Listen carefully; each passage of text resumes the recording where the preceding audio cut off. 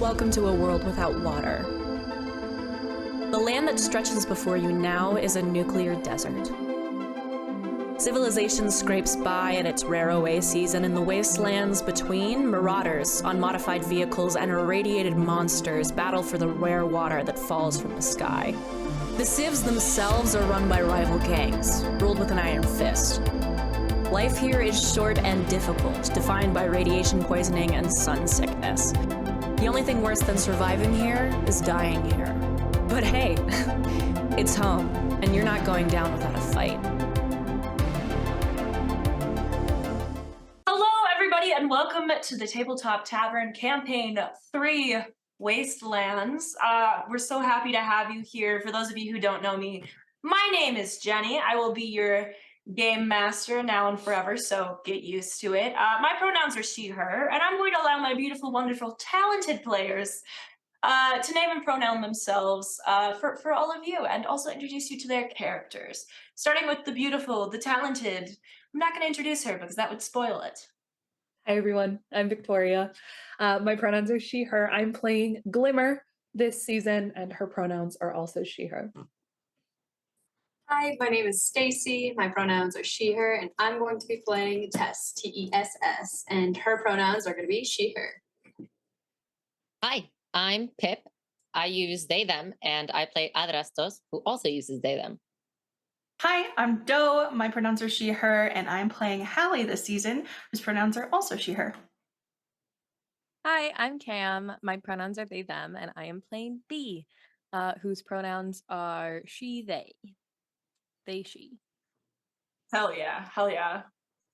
One time I knew someone who had never met someone who used multiple pronouns before, and his only question was like, do you have to use them in that order? Which I just found terribly endearing. Like, That's sweet. As like a genuine question to just be like, do I have to remember the order to use them in? Which was just adorable. Anyways. Like, no, bestie. It's now that I've given a wonderful personal story, as all podcasts need to start with, instead of what you actually came here for. Are y'all ready to head into the Wastelands? I've been waiting for this one. Lego. All right. Welcome to a world without water. The world as you know it, as you've always known it, is a nuclear desert. Civilization scrapes by at the rare oases. In the wastelands between, marauders on modified vehicles and irradiated monsters battle for the rare water that falls from the sky. The civs themselves are run by rival gangs, ruled with an iron fist. To break the arbitrary and capricious rules here means banishment, remedied only by returning with safe, clean water. No one has ever returned from these forced pilgrimages. Life here is short and difficult, defined by radiation poisoning and sun sickness. There are no plants, no shade, and no safety. Life is defined by its misery. The only thing worse than surviving here is dying here. But hey, it's home, and you're not going down without a fight. Welcome to the Wastelands. We begin our story in the eastern oasis, far across the sun-baked plains of the waste, deep within cactus territory. Within the oasis's high steel walls made of scuffed metal, twisted and warped by heat of dividing atoms, a woman walks. She's of medium height, pale-skinned, sunburned by the oppressive light overhead. Her blonde hair tied up into a nondescript bun, covered by a thin hood. She walks down an alley, then another, following strange signs carved into the metal around her until she stops before a heavy door. Glimmer, you know that this is the entrance to the Syndicate's underground casino. The man you're looking for is not here, but someone who supposedly knows his location. is. The only problem is that they don't let outsiders in. To get in, you have to know someone. And for the first time in a very long time, you know no one in this city. A window in the steel door before you slides open, and two bloodshot green eyes stare into yours, looking down at... Vic, do you want to describe your character for us? Yeah. So Glimmer is you did a beautiful job describing her. She's got pale skin that's kind of like in a perpetual state of sunburn. She doesn't naturally freckle all that much, but you know when you have pale skin and you kind of are in the sun way too much, so you do freckle. It's just like pepperings of freckles over her skin. She is wearing a it's almost linen. It's a nondescript kind of beige looking fabric, almost like a cape that goes down to about her knees. It's kind of like flung over her shoulders and is mostly on her back. The hood, now that she's come up to this building, has come down, and you can see that she's got like her blonde hair like just piled on her head, and a pair of goggles up there that you know that when she's running around the desert, she's probably got them on. And if you look really hard, you can kind of see the lines of windburn and sunburn around where she has those goggles. She's wearing a tattered gray dress. Clothing here is kind of tattered. Society's not in like the greatest spot. So I personally feel like, and Jenny, you can correct me if I'm wrong, but the way I have envisioned it is like, it's kind of hard to make fabric in a nuclear wasteland. And so... But yeah, there's no plants. It's a little bit Yeah. unclear what you make it out of. Yeah, so I feel like clothing is kind of just like pieced together and ripped apart and made from clothing that has managed to be like scrounged and like found, right? And so she's wearing this like gray mini patchwork dress that probably has shorts underneath or something to that effect, and then a pair of like tall like utility combat boots that kind of lace up the center. She's curvaceous. And one thing that's important to note is that one of her arms is robotic. As a human Glimmer, it's definitely not uncommon for people to have sort of tech modifications. Life out here is pretty hard.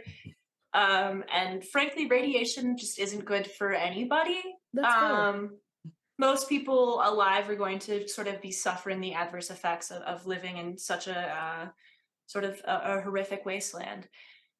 These two eyes stare down at you, sort of watering in the this sort of evening light of the oasis. There is no sun above you right now, but there are never any clouds in the sky here, and so the moon and its shattered fragments that surround it illuminates everything around you, as does sort of the neon pulsing lights of the oasis. Can I help you? I'd like to come in. And I'd like to not piss and shit in a bucket, but, you know, they don't call me Bucket Dan for no reason. When did that nickname come about? The time that I first shit and piss in a bucket. You know there are other options, right? Maybe for you, Miss High Roller. Now, how can I help you? I would like to spend some of my money. You got money? Some. How much? It's a really good question. Enough to be able to bet. But do you have enough to be able to lose? Of course.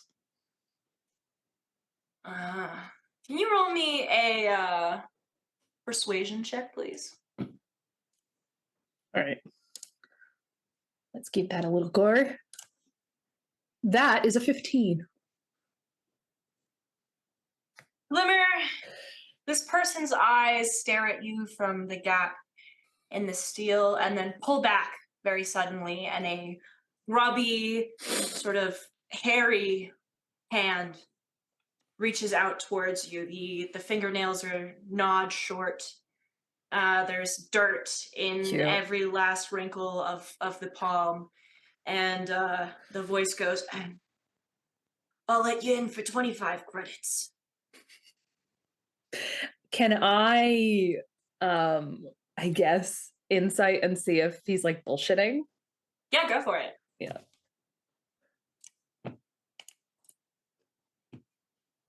It's not the greatest roll of all time. That's a 9. I mean, the guy pisses and shits in a bucket. You're pretty certain that he could use the money. And you're pretty sure that, like, honestly, this guy doesn't have that much to lose. He doesn't seem to be pretty, like, very high Yeah. on the syndicate's ladder here. Yeah. You figure that if you give him 25 credits, he'll probably let you in. And if not, I mean, his hand's out here. You can always break some wrists. True. Okay, so I hand him 25 credits. The hand disappears into the door. You can hear him mumbling to himself, oh, yeah. And then the door swings open. A man with like a thick white beard and like patches of hair on his head. It sort of looks like his hair is falling out in clumps. Looks at you and goes, just down the stairs over there.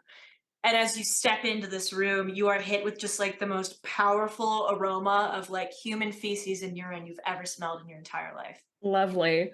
Glimmer, his name was Bucket Dan, right? Bucket Dan. Okay. Yeah. Glimmer goes, thanks so much, Dan. His eyes get a little watery and he goes, nobody's called me that in 25 years. Well, I think they should start. And then I head down the stairs. Glimmer, you begin to head down the stairs. You can hear throbbing, pulsing music as you go further and further into the literal underground of the oasis.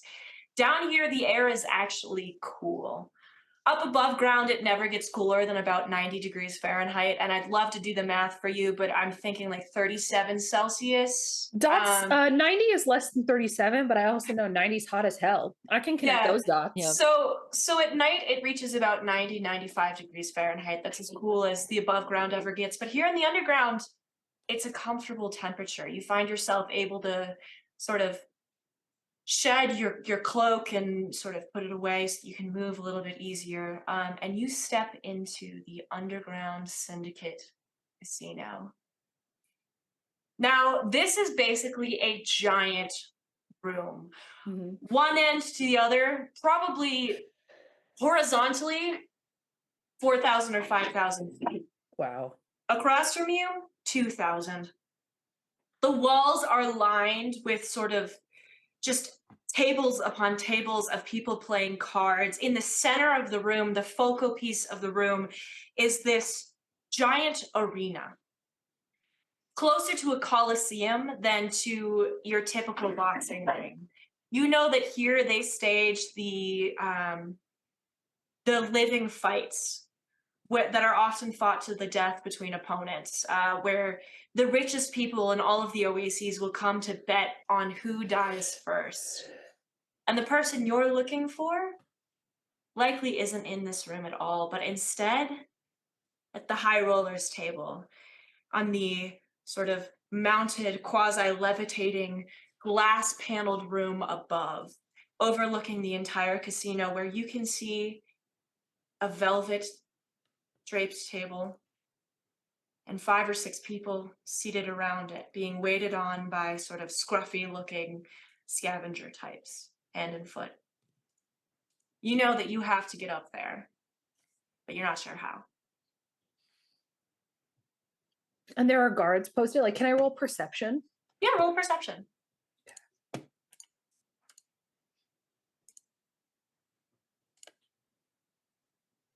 Okay. That is a 12. All right, with the 12, you look around the room. It's dimly lit here. Electricity is it's a luxury. So most of these places are lit by more sort of candles or lanterns with some kind of flame within them. The only place that's actually fully lit up is that sort of high rollers area. But you do see a few syndicate types hanging around, appearing to sort of, they're less focused on who's here and more focused on whether or not they're cheating. Mhm. You also know that the Syndicate it's an up and coming gang, sure, but it's certainly no Cactus Gang, and it's definitely not the Wynn family, back where you grew up in the North Oasis. Um, nothing that intense. You're pretty sure that if you just put on the correct airs and held your head up high, you could make it to the High Rollers area with no questions asked. Yeah, and I think given that knowledge, that's probably what Glimmer tries to do. Like at the end of the day, she's a scout. She's got her person that she's going after and she knows how to get there. And so she kind of like rolls her shoulders back, kind of like brushes her hair and like makes it look a little better, like she hasn't been driving through the desert. And then for lack of a better term, like struts up to the high rollers table and kind of places her hand on her hip and starts to like try to make it look like she's perceiving the table, but is actually trying to perceive the people at the table. Okay, so I'm going to need a few things. Yeah. First, I'm going to need a performance check. Sounds good. And given your background, I'm going to give you advantage on the performance check. Okay. Beautiful. That's an 18. All right, so you start strutting across the casino floor, and if there's one thing that's true about Glimmer, it's that she knows how to act like someone with power, money, and time. It's been a long time since you had really any decent credits, or a bath for that matter, but when you want to, you can look like the baddest bitch in the room. And right now, you are the baddest bitch in the room. Yeah. You walk across the casino floor, nobody bothers you. You ascend the carpeted stairs to the high roller suite, which, by the way, it's a dirt floor in here. The carpet only starts once you get to the stairs. Yeah. You start to climb the stairs and you look to your left. You look to your right. And then you put your game face on and keep walking. You make it into the room. You pose nonchalantly, like a beautiful woman, just here to play some cards, place a few bets, and let's get a perception check. Okay. I'm still like trying to like memorize my table. That is a 16. All right, so the first thing that catches your eye is not anyone at the table. The thing is that you've spent a good portion of your life around this kind of person, the kind of person who has more credits than they have sense. What really catches your eye is what is suspended from the ceiling just outside of the suite. Hanging from rope tethers high in the air is a strange modular vehicle, the type of which you have never seen before.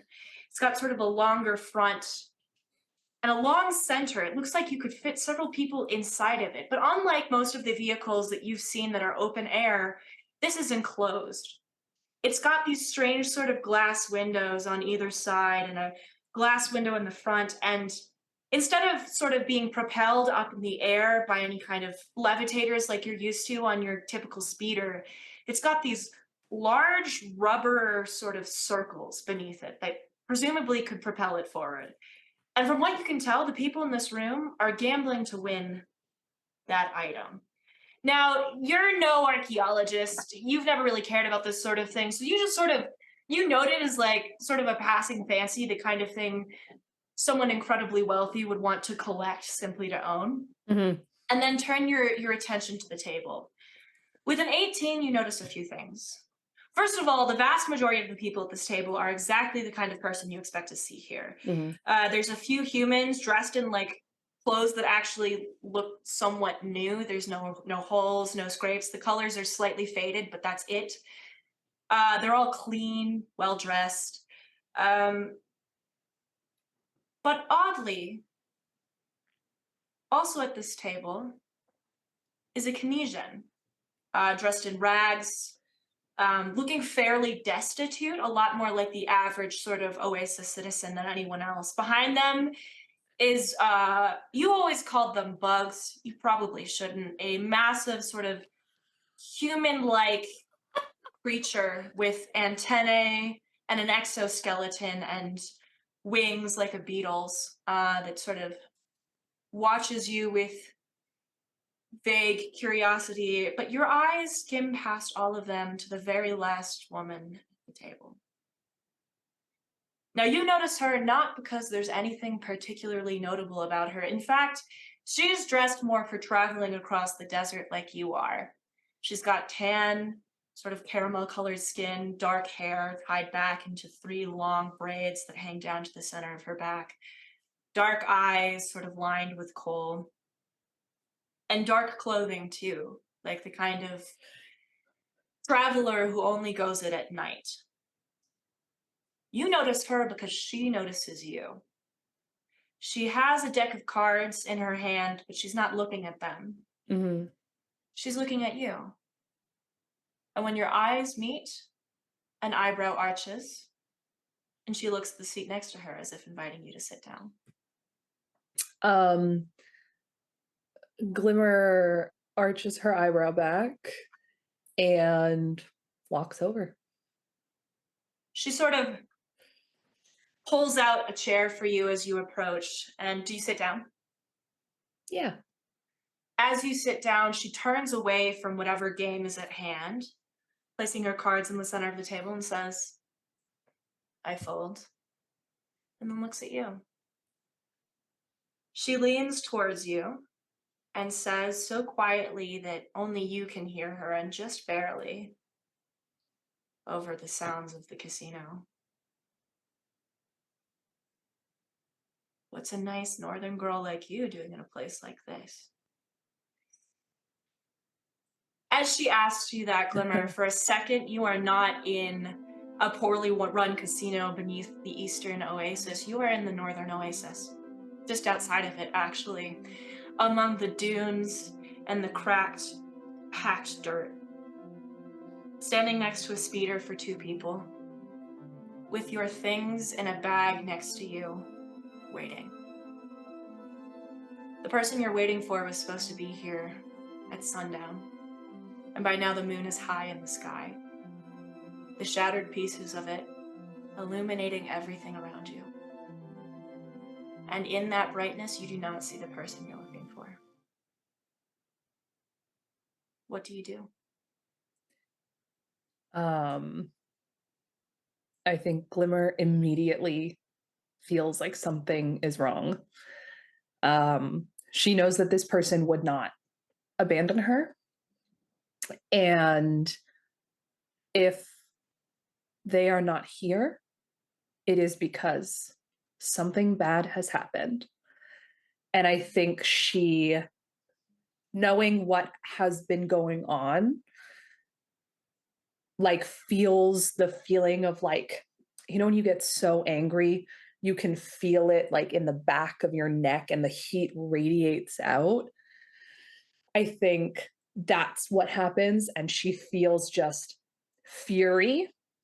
And she turns around and heads to the people who have been having a problem with what's going on. Glimmer, you head back to the oasis. You go through the underbelly, through the impoverished neighborhoods. You keep walking until you find yourself in front of a building. Not the building you meant to walk to, but maybe the one that you were guided to by something like muscle memory. You stand there for a few long moments, waiting for the door to open, before you realize that it's holding open slightly. What do you do? Oof. It's hanging just slightly open. Afraid immediately, because I think I know whose house this is. Immediately afraid, I walk in and survey what's going on. You walk into the room and you don't even have to survey. No perception check required. Yeah. On the floor, in a pool of blood, completely unmoving, his eyes the same brilliant shade of blue as the sky before it rains. is Ash Valentine. Next to him is a bag, packed and ready to go. 2 skins of water. And clutched in his hand is the note you wrote him that morning, telling him where to meet you and where to go. You take a deep breath. You can smell the salt and the iron in his blood, and then you are staring into a set of dark eyes, lined black, with heavy makeup you don't see outside of home. Emotionless as they look at you. I'm not a nice northern girl anymore.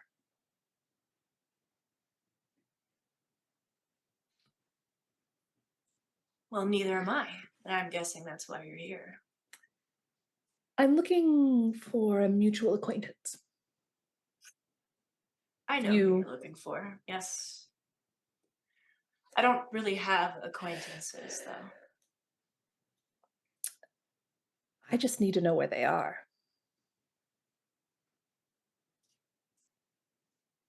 What's in it for me? I don't get mad at you. I have to say, you're not nearly as scary as you've built yourself up to be. I know your family. Bunch of pussies, just like big scary dogs. Glimmer goes, I'm nothing like my family. Oh. Well, that would be intimidating if I didn't know why you're here. You know it's only soft hearts that get broken, don't you, Glimmer?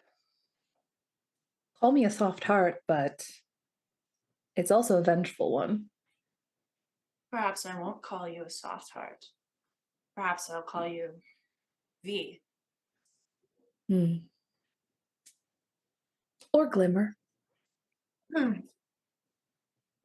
Well, Glimmer, it's nice to meet you. My name's Nyx. Nyx?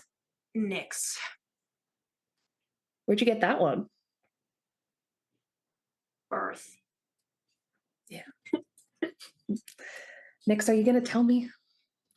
Or are we going to play this dancing game? Maybe I like dancing with you. Maybe I like dancing with you, but I don't want to dance forever. I'm happy to dance after I get the knowledge I need. What if I told you I don't have it? And that you've been led right into a dead end? I don't know if I'd believe you. And I don't know who killed Ash Valentine any more than you do. I have a hunch. I have the name of the person who hired him, but not the one who pulled the trigger. That's just as good. Almost better, I think. Maybe I could start there. I don't think you'll like the answer. I think I already know the answer. And why did you come looking for it? Justification? Some would say that nothing justifies violence. Those people are soft-hearted. And boring. Agreed. I'd ask you how much you know of the Wynn family, but you might not be a good northern girl, but you certainly are a northern girl, are you not? I was raised in that oasis. So you know the Wynns. I know of them. Perhaps better than most. The man you're looking for is the leader of the Wynn family. And And you the don't other know? man you're looking for, he's a mystery. You know nothing? Not anything I'd give you for the price of you not being angry with me. Fair. What would make you talk, I guess? You're insinuating that you do know more. She puts up a hand as if to stop you, turns to the table, looks at the Kinesian and goes, you know, there's 1 to 500 odds on the little guy in the next fight. If you're looking for a way out of that debt.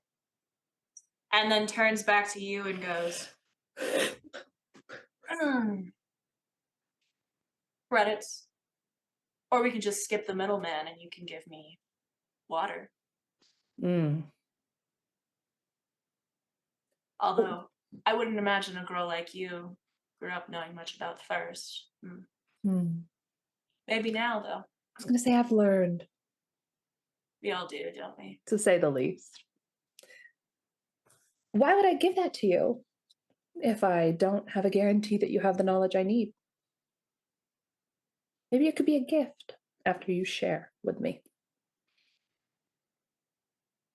Ah. But that's not how this works, isn't it? It could be. So my options are either I do what you want me to, or you kill me and you never find out the name. I am not going to kill you. Right now. And you're not very creative. There's a lot of people around. These people don't care. Hey, Canesian, you care if she kills me?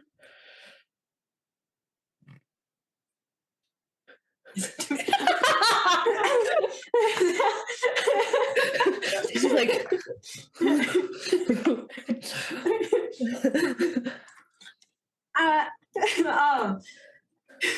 give me a second. Okay. Nyx turns away from you and looks at the Canesian. Stacy, can you give us a physical description of your character, please? Yeah. So I'm a Canesian with white fur and yellow eyes with What's red a Canesian, sclera. Stacy? A canine humanoid person. Particularly resembling coyotes is what I was told. But with white fur, yellow eyes, and red scleras. The left eye is covered with an eye patch, and there are weird burns and scars all over the body, particularly the left eye, left ear, front paws, and tail. And there's one pointy ear and one floppy ear, and the floppy ear has a tag on it, written with something on it.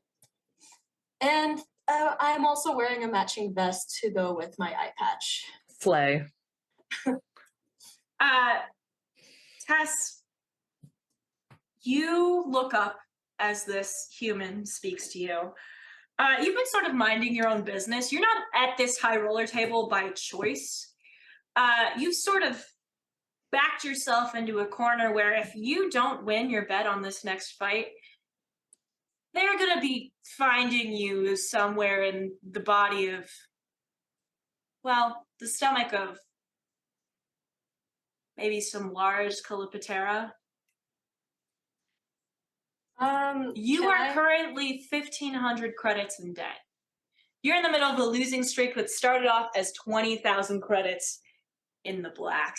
Now, not only are you broke, you're on the verge of angering the wrong people. And Nyx is right. The odds against the little guy in the next fight are big enough not only to get you out of debt, but set you and the only person who matters up for life. You two are no longer in this casino, but sprinting across the dark, sandy plains of the Wastelands, dust kicking up behind you as you, smaller pup, run on all fours.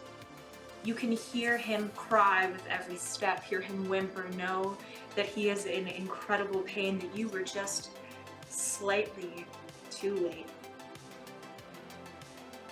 And as you duck into a cave, you are forced to reckon with the fact that you're being chased by something much worse than the irradiated monsters that lurk in the canyons and vales surrounding you. What do you do?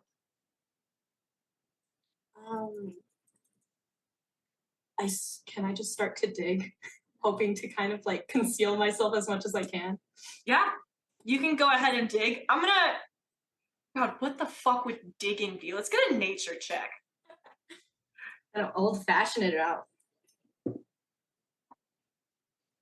What's this? That's gonna be a 21. With a 21, you dig a big enough hole, not only for you, but for the like young child who's accompanying you. And as you sort of move to allow him into this somewhat safety that you've dug, he looks at you and goes, 355? 355? Yeah, what's up? What's up 081? I'm scared. And I think Tessa at that point is just crying as much as, but she will try to hide that she's crying. And be like, it's okay. Just look at me. Look at me. And we sit here, and you don't have to look out there. I'll look out there. Your eyes used to be blue. Then don't look at me. You can look at hold my hand. Hold my hand, and I'll hold 081's hand. His tiny little paw comes to rest in yours. The like, paw pad's still soft and new, the way that they always are for young pups. And I'm so sorry. There's a cat on my desk trying to knock my camera over. And a dog trying to break into my office. So if you're like wondering what all these noises are, I'm under siege. He puts a small paw in yours, and you can feel how soft his paw pads are. And as he looks up at you, he says, "What are we gonna do?" We're gonna just follow the moon. We're gonna just keep going. And you do. You follow the moon, and eventually you wind up outside of twisted metal walls. You leave him behind. You tell him to go find safety somewhere else. Places like this are rarely kind to people like you, people without a pack. You tell him that you'll find him, and when you do, you'll have something to show for it. But right now you have less than nothing to show for it, less than nothing to show for abandoning him when he needed you most. Right now, you are 1,500 credits in debt, and the woman across from you knows it, which means everyone knows it, which means that Cleopatra behind you, the one with the big beefy arms, is probably just waiting to throw you out on your ass and turn you inside out. Would you care if she killed me? Can I see what my hand is? Is it how's my hand looking? My hand of cards. Give me a D100. D100. I don't have that, so let me. Give me I a have D100. 5 D20s. Okay. I'll add these ones up. Okay. Oh wait, this is so much math. Give me a Doing second. math so early. You can also Google D100. Okay, I'll Yeah. Google D100. That'll be so much easier. Let me just roll 5 D20s. D20s and then add them up. What is this, 1982? Okay. 84. All right. You know, it's not the best hand of cards you've ever had. You're playing some kind of game that you never really learned the rules to. They just started putting credits down on the table, and you know, you're not compulsive per se. It's just that, you know, when a bet's made, you can't help but get in on it. You know, sometimes you've got to play the odds, and sometimes the odds play you. But you're pretty sure that this time you're not going to be the first one out. You might have a winning hand here.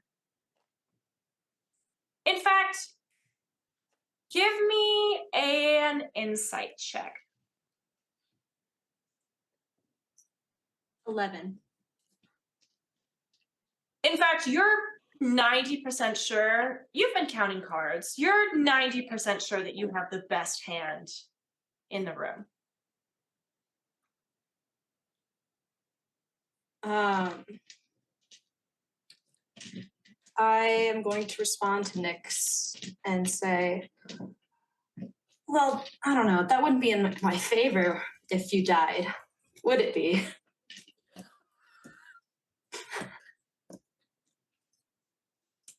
I mean, it might be. I've been beating your ass for the last 87 hands. 87. You've been here for 87 hands? It's a quick game. Are you good? She grins at you and gives you a little wink. That's between me and the cards. Well, you and the cards might be heading towards an annulment here. Anyways, and I kind of peer over my shoulder. Is the bug person behind me looking at my cards? No. Yes. You turn around, Cass, and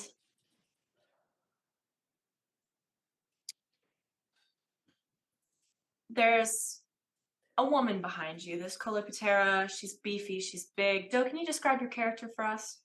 Yeah, my character is, as Jenny mentioned earlier, a giant bug humanoid kind of creature.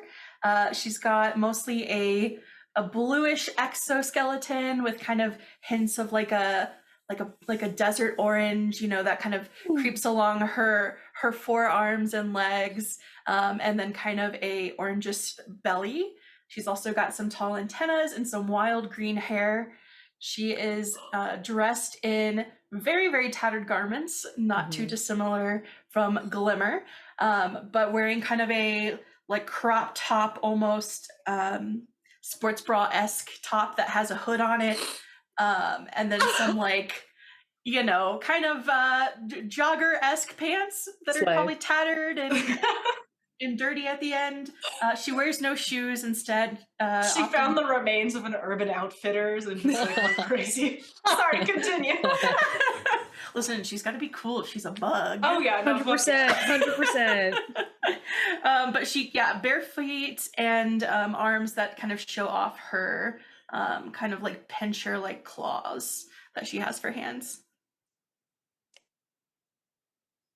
Hallie, you are here every single day. This is your job. Your job is to follow around the owner of this casino, the leader of the syndicate, one of the biggest assholes you've frankly ever met in your life, Condor Aurelius. Now, Condor Aurelius isn't really even in this room. He's off harassing the talent that's probably up next, the fighters that he'll never let you 1v1 because God forbid someone rip off his dear sweet Hallie's arms. You'd rather have your arms ripped off than spend another minute at this frickin' table. Your job is to make sure people don't cheat. And if they cheat, your job is to make sure they're the ones with their arms ripped off. You look around the room, as you always do, because you may hate your job, but you're damn good at it. You better be, because your life's on the line for it. And as you look around, let's get a perception check. Yeah. And Stacy, give me a sleight of hand check, please. Oh, shit. 14. Oof. Okay. 14. 14. The same thing. You want to re-roll or? So this is a meets it beats it scenario. So as you look around, Hallie, you watch as the Canesian in front of you looks at her cards, sort of looks at you out of the corner of her eye, and your eyes land on her cards. It's a pretty good hand. You're not great at this kind of game, but I mean, you stand here for 12 hours a day and watch people play it. So you've seen some good hands, you've seen some bad hands. It's a decent hand. It's not great, but you've watched this Canesian lose more money than you've ever made in your life over the last few days. So, you think that maybe her luck's finally turning around. As you look around the room, your eyes sort of swing past Glimmer, Nyx, past the assemblage of other humans in the room. You think about why you're even here in the first place. It was a few years ago. Not too many, but long enough ago to feel like an entirely different lifetime. You'd just left the Horde, struck out on your own with your very best friend in the world, and you two had found your way to Eastern Oasis. The idea was simple. You were going to come here, make some money, and as you walk down the alley your very first night, you spend some credits on some good, cheap, but not too cheap, bug liquor. Yeah. Which, of course, is the street name, but it's easier to order that than, you know, the Latin one. So, you two are a little tipsy walking down the street, and then suddenly, out of your corner of your eye, you see movement. Can I get an initiative roll? Yeah. Ooh. It is 24. Ooh, a 24! Wow. All right, so I'm going to tell you what you see since you got first in initiative. Let me just pull up your character sheet really quick. It's dark here, but you're not a human. You can see in the dark. Sure, you prefer the light. It's nicer in the light. It warms you up, and sure, you don't like it when it turns on too fast. You tend to scatter when that happens, but you don't mind it much at all here in the dark, except maybe Lottie doesn't see.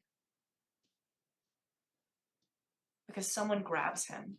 You can hear the cracking of his exoskeleton as an arm twists behind his shell, and you can hear him call out your name, strangled and tight. Holly! What do you do? She's gonna turn in the direction of her friend and pull her axes from, I imagine she's got them around her waist, and lunge towards whoever has her friend in this sort of hold. You lunge towards them quickly, fast. You're able to make contact. You see a human face, grizzled and scarred and furious as they hold Lottie down. And you get a chance. You can take them out right here. You can end this. You can stop them from hurting your friend any longer. You still have an action. I'm gonna go ahead with my bonus action and just full force spin and like dual wield the axes, kind of one after the other, hoping one sticks at their face. Your axe sinks into flesh and bone. It crunches, blood splatters your face. And whoever this assailant is falls to the ground. Lottie looks at you in horror. Holly, what did you? And before he can finish his sentence, someone grabs you. Lottie takes off running. And you turn to face the glaring eyes of none other than Condor Aurelius himself. Do you know how much you owe me now, kid? I don't know you shit. That's fair, but where I come from, we take a life for a life. And he grabs you by your antennae and drags you after him. Standing now in his casino, surrounded by the rich, the fortunate, and one truly unfortunate Canesian, you watch as Tess attempts to hide her hand from you.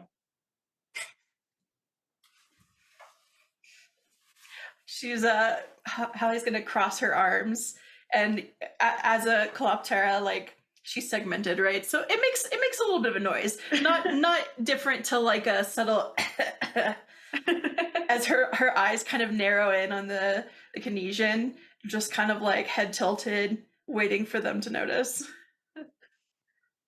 So are you gonna place a bet or what?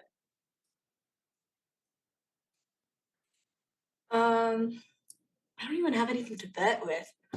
Let me see. Well, I see 2 bottles of water on the table. Why not just up the ante? Throw another liter in. I quickly, before I grab my leader, I look at Nyx and I kind of look back at Hallie too, because for some reason, 87 wins. It's not just my luck. I'm just saying.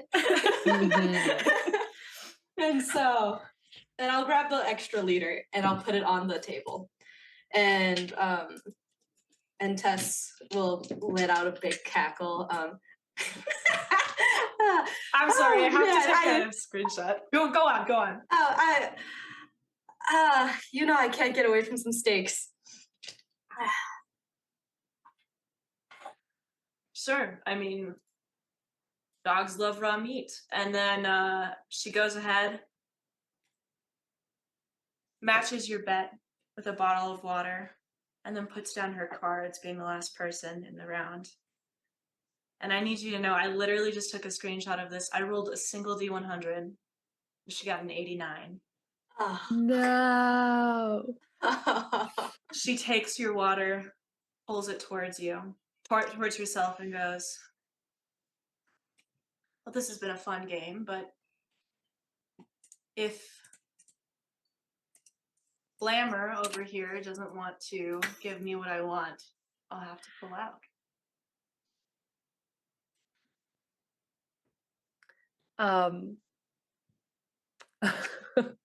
looked at her and I go, you got the water. It's not yours. I would have Doesn't got this water matter. anyways. It matters to the Canadian with the gambling problem. It does matter to the Canadian with a gambling problem. Do you not feel bad? I have a question. Hmm. You said there were other players at this table, right? Mm-hmm. While they're having that conversation, by any chance, can I pocket the closest one next to me? The one next to you. Okay, this is what's going to happen. You need to roll a sleight of hand check. Yes. You need to roll it with disadvantage. Okay. And then Because you are already being watched by Holly, Holly's going to roll a perception check with advantage. Okay. The passive perception you need to beat to get your hands on this person's wallet is a 14. Okay. However, it doesn't matter if Holly catches you. So we're going to start with you. We're going to see what you roll, Stacy. 15. All right, so you reach in and you get your hands, not even on a wallet, it's a credit chip. You get your hands on a loose credit chip in their back pocket. Holly, go ahead and roll those 2 d20s for me. Those 2 perception checks. Well, I rolled a nat 20, so. Ooh, yikes. Okay. Ooh, not great. So, Nope. Holly, you're honest Great to God, start. this has been the most boring fucking shift of your life. So fucking boring. And then, out of nowhere, a furry paw slips into a back pocket. Oh, hell yeah. What do you do? She's gonna like crack her claws and like rotate her neck, and under her breath she's gonna be like, "Wrong choice, Canadian. Wrong fucking choice." And wrap her bottom 2 arms like around the throat of this dog-like creature, and haul them out of the seat. All right, let's get a post-athletics checks. Alrighty. As this happens, Glimmer goes, oh, that's aggressive. Only a soft heart would think that. I never said I didn't have a soft heart, Nyx. You did. I was literally. We don't have to. I do said I this have right a soft and a vengeful heart. Thank you. now. I thought you said ventricle heart there for a second, and I No, was like, vengeful. oh, well-educated and beautiful. I see how it I is. mean, you know how I am. Do I know Hallie's name? You've been here a few days. I think you know Hallie's name. Okay. Listen, H-Dog, you got it all wrong. You dare Listen. call me H-Dog. You got it all wrong. I don't know what you saw. I was stretching. Oh, you don't know what I saw? You really don't know what I Stretching. saw? And she's gonna like put her head like down and like lean in towards her ear. Well, if I didn't see anything, then you owe me half. Slay. Yeah, I told you I was stretching. All right. I told you. Hallie's gonna like loosen her grip and take like one hand and like pat Tess on the head and like kind of do like a Don't quick touch little shoulder massage. No. Oh yeah. Well, my bad. Apologies. 600 credits, B. 600 credits I got? Or oh no. No. No. 600 credits, B. I need you to roll a D100, Stacy. Oh shit. I need to just keep this up. How much do I have on me? With your background, you have about 500 credits. That's what I thought. 52. All right, you get 520 credits. 520. All right. But if you split it with Hallie, you get I am splitting it with Hallie, but 260. I got. Do I have to sleight of hand that, or like, can I do it later? You when can I'm do it not, later. You can when do I'm it not later. in front of. 600 or Or I'd be what? willing to part with a leader. For the right information. For the right information. Mm-hmm.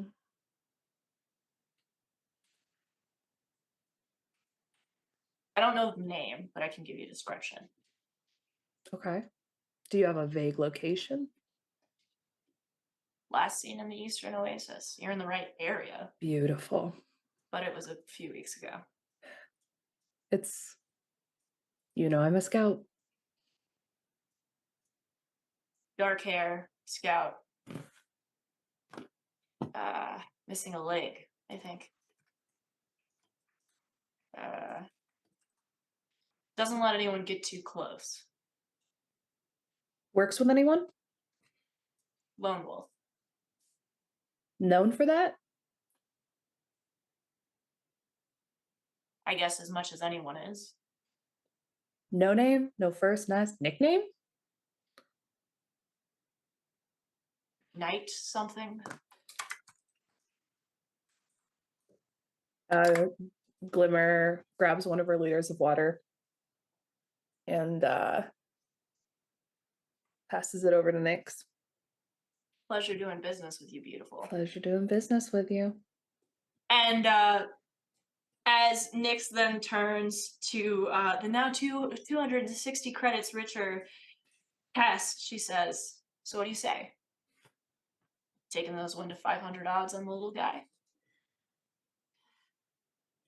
How could I say no? And as you sort of put down a credit chip that really doesn't have much on it, you're just asking for more debt. We go even further into the underground, beneath the giant arena, the little guy themselves. Pippin, can you describe your character for us? Yeah. Adrastos is a human fighter, and they're a bit muscular, but they just are not getting quite enough to maybe eat or drink as they should be. And so they're quite short for their age. They're wearing these, kind of drab clothes, like a baggy white shirt with a little gray vest on top, and pops of color.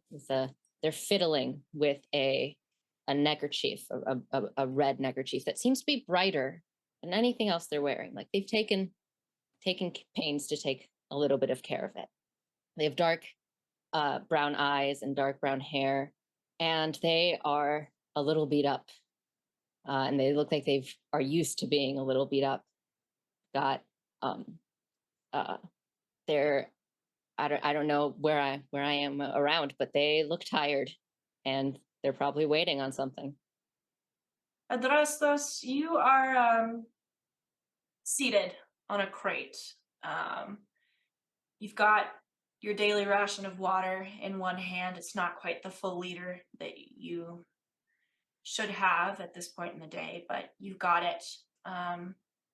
There's bruises blossoming all over your skin, a sort of big red welt above one eye as 2 black eyes start to form in your tear ducts, and It hurts. Your body hurts. You're not a particularly old person. You're still fairly young, but definitely not as young as you were when you first came here. And Definitely don't not, feel it. yeah, definitely not as happy as you were. You live here, basically. You live beneath the arena. You only come up for the fights that you always have to win, because if you don't, you won't live anywhere anymore. And as you sort of look up above you to the arena floor that serves as your ceiling, you feel a soft, gentle hand on your knee. Cam. I tense up, by the way, but Yeah. Okay, so you feel yourself look tense, and do you kind of like look for the source of this touch? yes. You look to what first appears to be just a mound of dark brown fur. Cam, can you describe your character? Um, so B is very small. I think she's sitting at about 3.5 feet.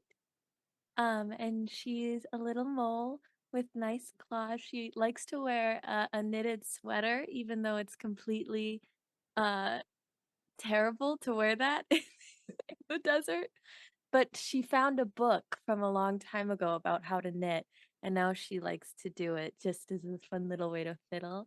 Um, she wears this patched up um like linen shawl, kind of akin to the kind of thing Stevie Nicks would wear, very art teacher. Word. That she likes a lot. Her hair has tufts of like white and red. It's clear she's getting a little older, and um, my her most prominent feature, besides her beautiful star nose, which she's very proud of, she keeps it very moist. um, would be these goggles that she wears. And you guys would know that star noses have very small eyes. But with the goggles, they look absolutely huge. And they help her see. And they help her, see all the little details and the things she's hunting for and all that fun stuff. So cute. God, I'm so glad we have mole people. I was really hoping someone went for the mole people. I would commit wholesome. crimes for her already. So wholesome. We get a medicine check from Of B, please. course. Mhm. I'm happy to. Let me pull up my trusty old character sheet. Let me see. I actually have expertise in medicine. Ooh. Slay, I have a feeling we're gonna Yay. need it. I got you. Don't worry. Okay. Roll D20. Okay. Oh, it's a 2 plus 8, and then expertise means I roll again with advantage. Let's see. Another So you got a 10. 10. I mean, the It's not thing great.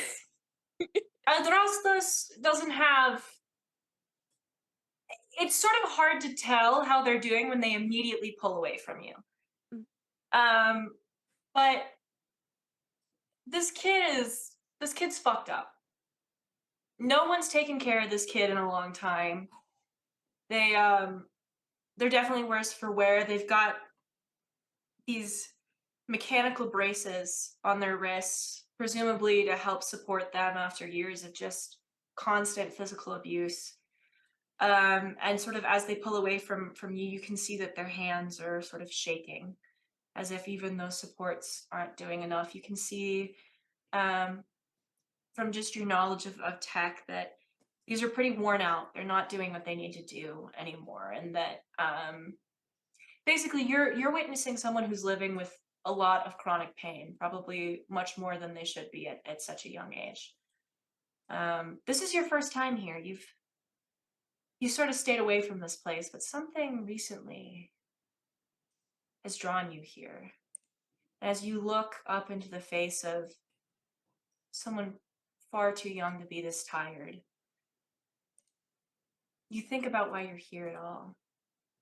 It's earlier in the day in your memory. The sun is still up. You've sort of burrowed around. You're cleaning off your paws and your claws in this tunnel, and you stop and look around. Can I get a perception check?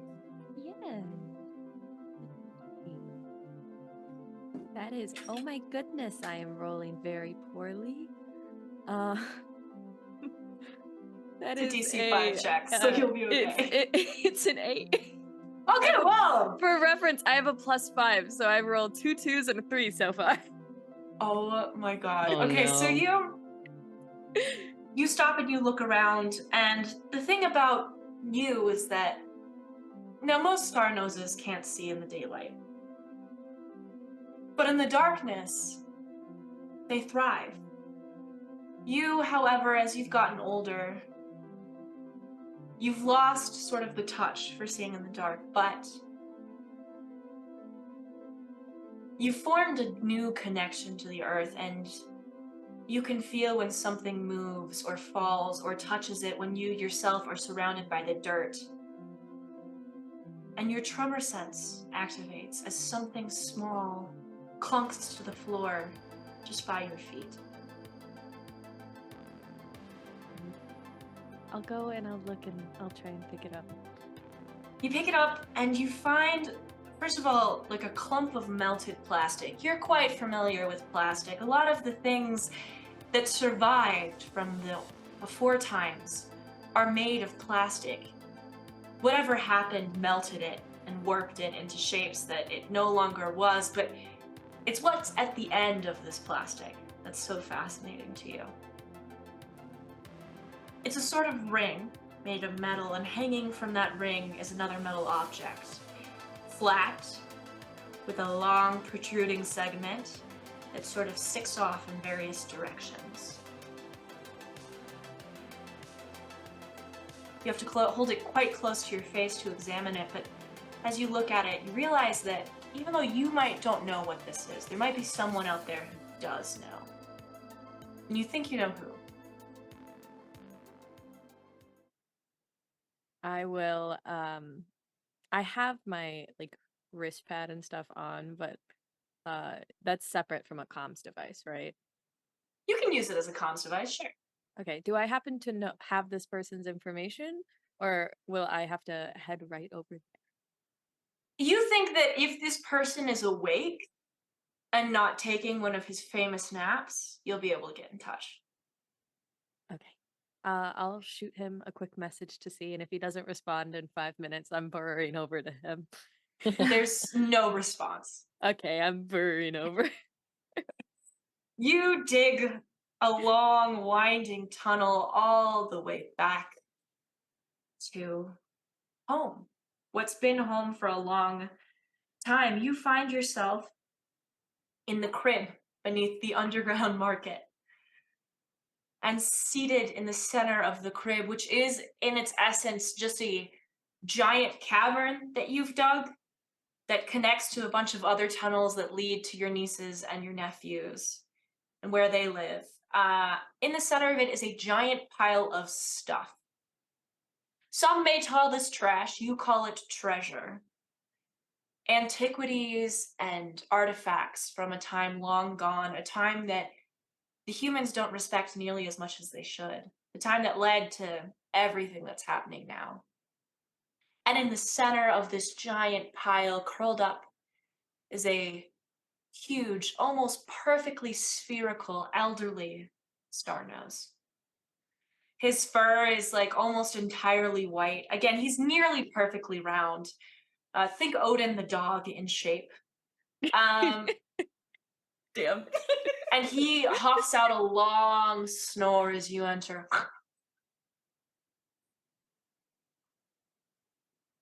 Mr. Mechanic? Mr. Mechanic! Yeah, I'm up. What's going on? He sits up.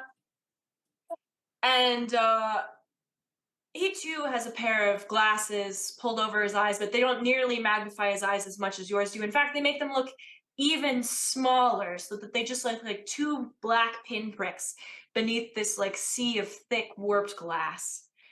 And he goes, I'm up with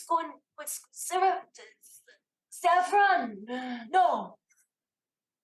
He sniffs the air, sniffs it again. Ah, feed. What do you have for me?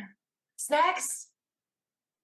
Oh, it seems to be well, I don't quite know. That's why I came to you. Give it here. The sort of.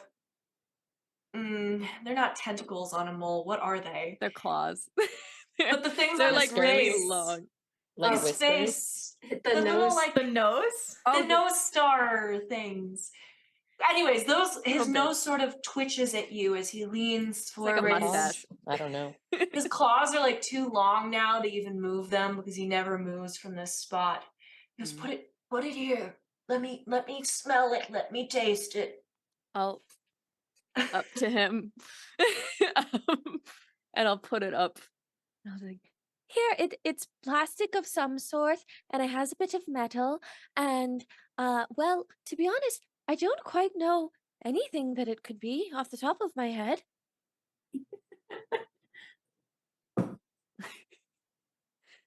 How does it taste? I know this object.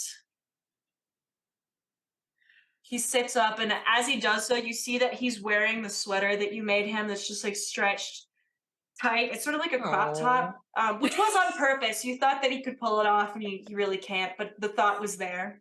That's cute. And he sits up and he goes, this is one of two. In order to fully understand what artifact it is you hold, what power can be found in such a small object, you must retrieve the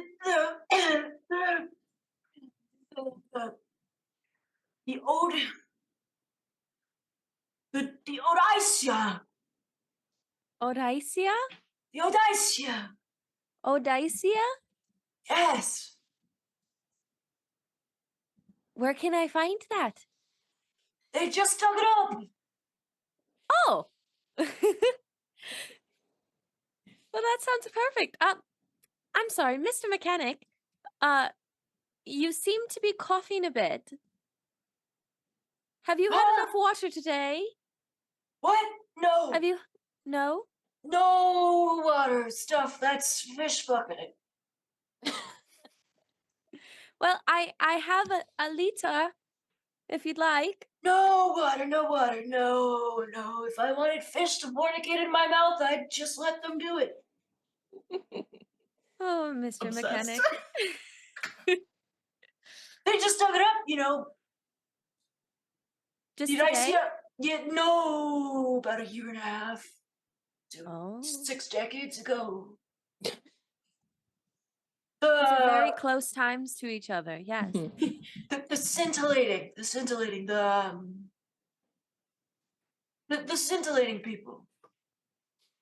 Scintillating people?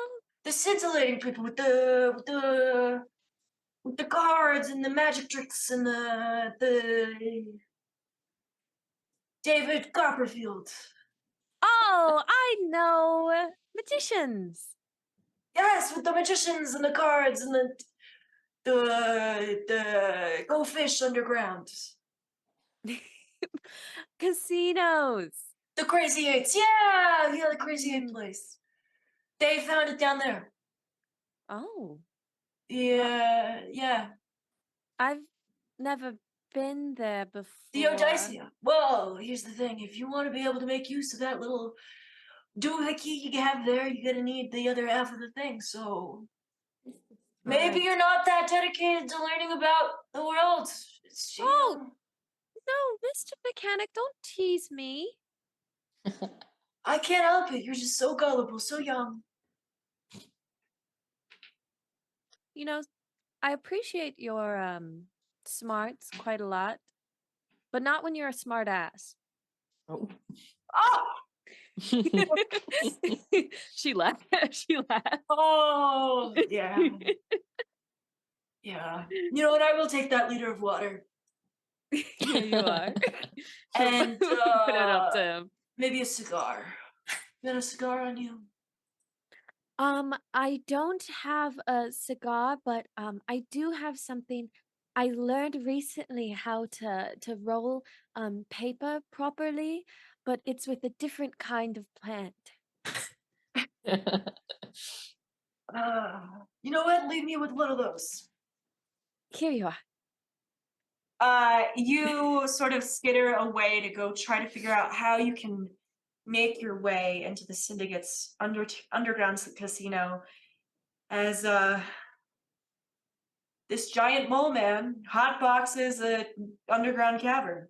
Hell fucking yeah, he does. You find your way to the casino by means of posing as a tech expert here to assist with the medical needs of the performers, which of course isn't necessarily untrue. The mechanic is well named and he's taught you most of what he knows, which is how you can tell that this young person in front of you is in desperate need of your help. What was your name again? I'm like very like not rudely, but I do brush their hand off and stand up. And I'm like, what's it to you? Well, I believe that when you speak to someone, you should know their name. And I believe you shouldn't touch people you don't know. Well, if you don't want me to touch you, I won't, but I do want to offer my services. If you'll have them. Services? Well, I can tell that you're. Well, you haven't been serviced in a while, so. Well, yeah, you got eyes, don't you? Yes. I like thank you for I crack a noticing. smile because I'm just like, okay, they're not gonna kill, they're not here to like to hurt me. So I could help. Adrastos, as you look at this tiny star nose, yes. this tiny elderly star nose with her Someone who's shorter sweet- than me. yeah, quasi-maternal expression on their face. You think about the last time someone looked at you like that. You're 17 years old in your family home. You're helping cook. In fact, you are cooking. No one in your house really cooks anymore. Things have gotten sort of dire, and yeah, you've been playing the role of parent more frequently than child, but your family's doing their best. Okay. You're cooking, and you hear a knock on the door. What do you do? Like an outside door? Mm-hmm. It's open. The door swings open. You can hear your mother from one of the bedrooms open a door and go to speak to someone in soft, hushed tones. Sorry, my cat's sneezing directly in the microphone.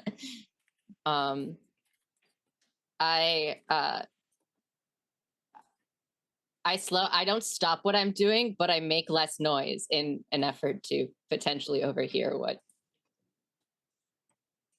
You can hear them speaking. It's sort of the mix of both Spanish and English that you've come to expect in your home. Okay. Do I it recognize the other voice? No. Okay. It appears that your mother is speaking with someone you don't know. And you don't get every word, but you know that it's nothing good. You can hear something about credits and time running out. Okay.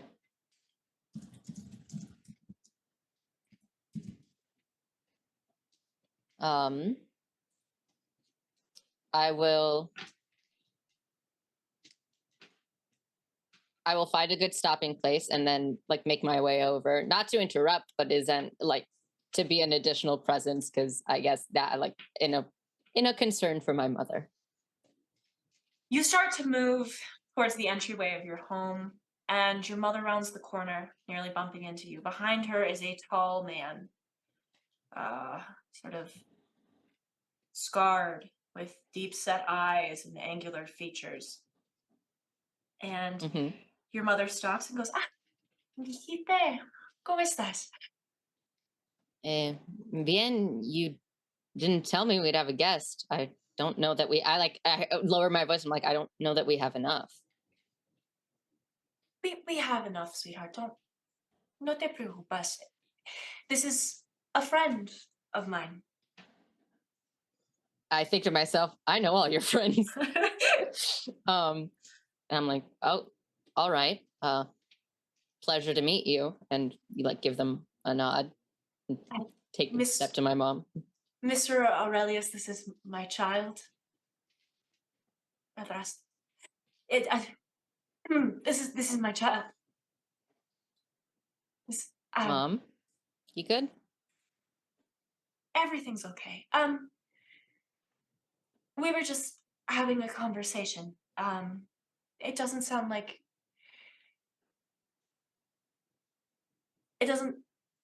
your other parent is going to make it home tonight. Oh. I'm going to go. I'll go get us something. I'll go take care of the things on the stove. You two get to know each other. And she sort of disappears back into the kitchen where you came Yeah, from. I squeeze her shoulder as she goes through. She stiffens at your touch. Yeah. I show them. I do not expect this is a large. I think it's quite a small home. Yes. But I like gesture, I guess, to the living room to like a place to sit, and I'm like, we don't like. There's not much to offer, but is there anything you'd like? Oh, I know. That's the problem, isn't it? Isn't it everyone's? It's not mine. Lucky for you, then. Well, my problem here is that you don't have much to offer, and I'm owed quite a bit.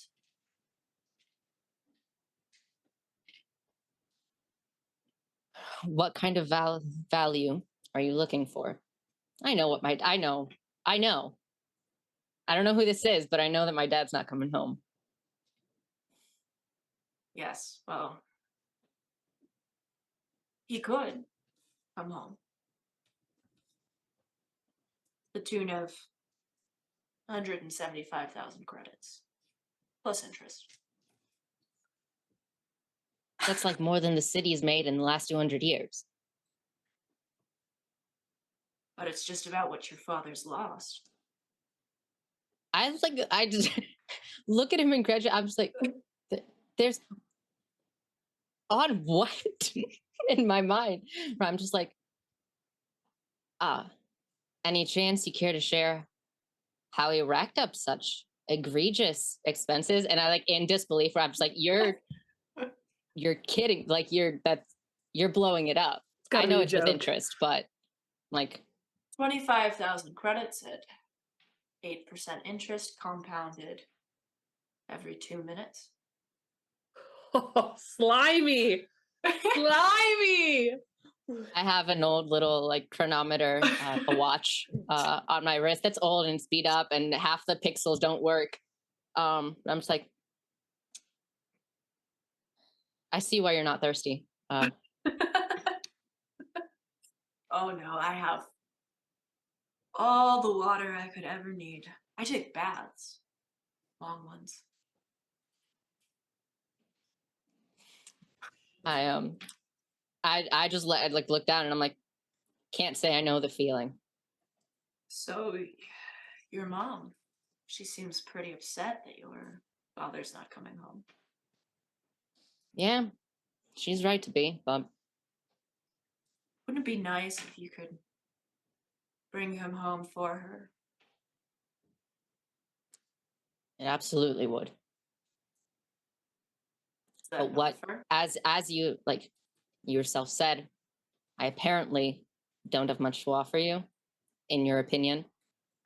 You're like, what, 5'3", 5'4"? Yeah, just about. And I like stand a little taller because I'm actually like 5'2", 5'3". looks at you and goes, "We can get you some lifts. You do a lot of manual labor? Lot As of much as picking any stuff other up? kid in the neighborhood. Yeah, putting stuff down. I can tell. So here's my offer, kid.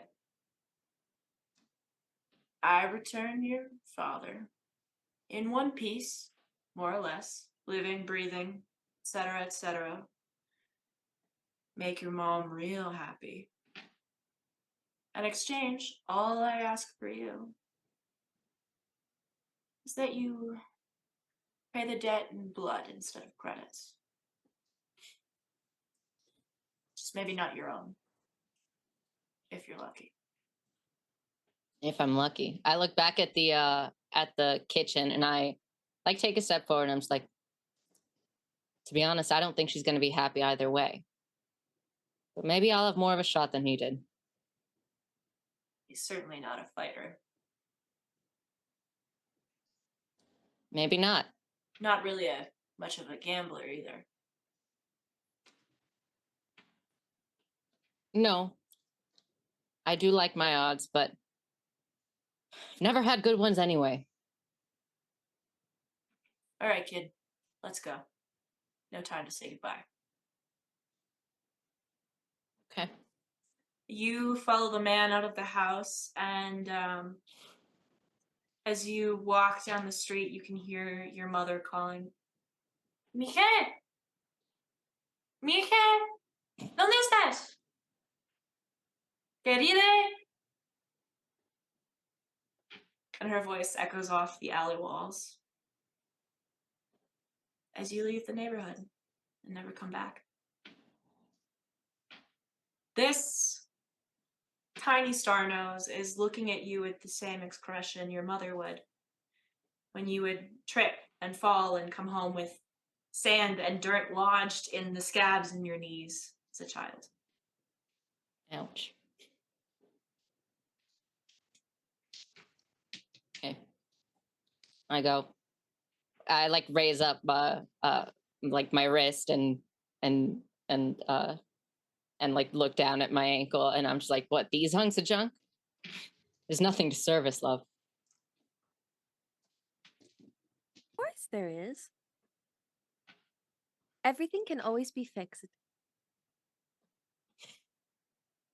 Everything. And I just like to my, not even like to them or to her, but just to myself of just like, yeah. Sometimes the fix is worse than what broke it. Yeah, but isn't And I sit back down, like no longer quite as on as like this isn't a fight, like this isn't bad. I'm just gonna sit back down, but keep my distance still. Are you Fair enough. allowing me to try and fix your stuff again? Yeah, or at least I won't stop you from sitting down again. Okay, I'll sit down with you and I'll kind of I won't go and grab your hands, but I'll Yeah. like, you know. No, but I'll like just show it off and I'll like have it like I know you're looking at it and just kind of be like, yeah. Honestly, it's pretty useless, but You I know, was a lot gonna of say that, better than nothing, and yet, and I'm just like chuckling to myself. a lot of that can be fixed rather easily. Actually. The rust, it's not from water, it's from blood. Right? That's why it's so much redder. And I go, probably, but I'm not gonna spend my little half liter on cleaning that instead. Oh, well, you don't have to. I could take care of it. Is there an open container around here? An open, like just like an empty open container? Empty open container. Just let me know how many gallons it is. Yeah, let me roll a d6 real fast. Okay. There is a 4-gallon sort of, it looks like it could hold water. It's like a welded at the bottom crate, like metal crate nearby. That's open at the top. Okay. I'll go over and I'll roll it close because I can't carry it, so I put it on and I roll it. You watch this tiny mole like just no, yeah, I'm like, no, I get up and I'm just like, Oh, you sit down. You sit down.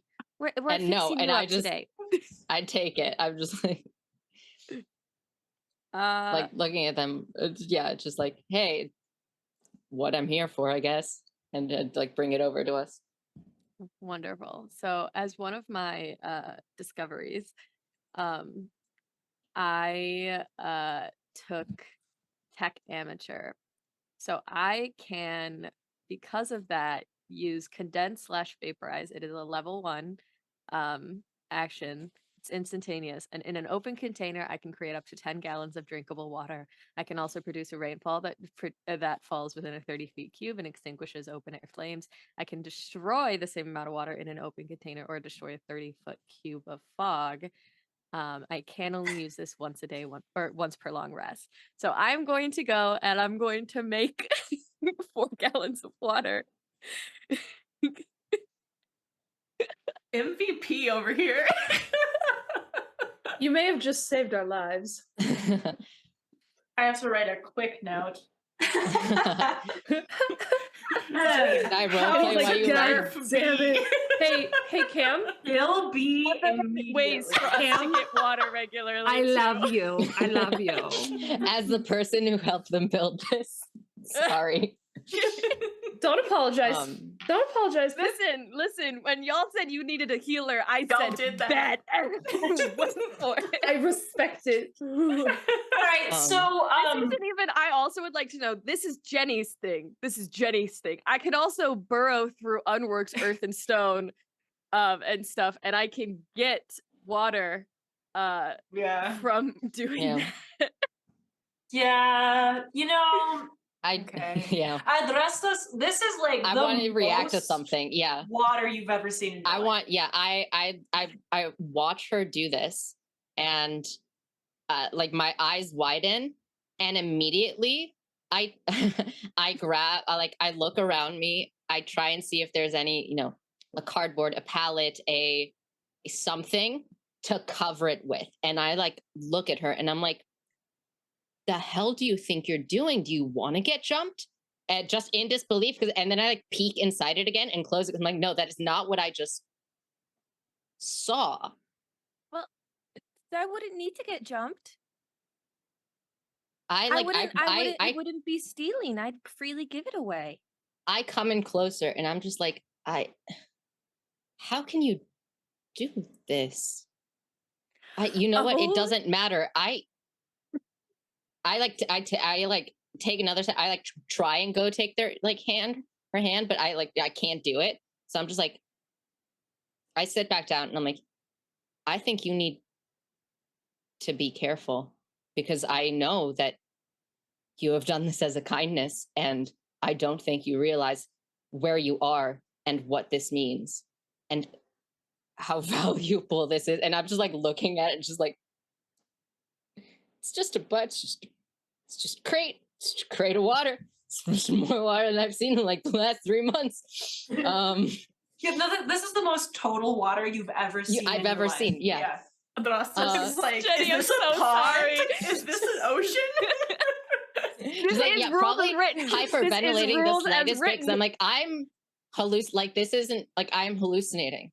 Like You this guys is are watching me I've rewrite taken this brain scene in yeah. my head right I now. have taken brain damage and I am hallucinating. Like this is what it is. Is this what people describe bats like? I've had my bell rang a couple too many times.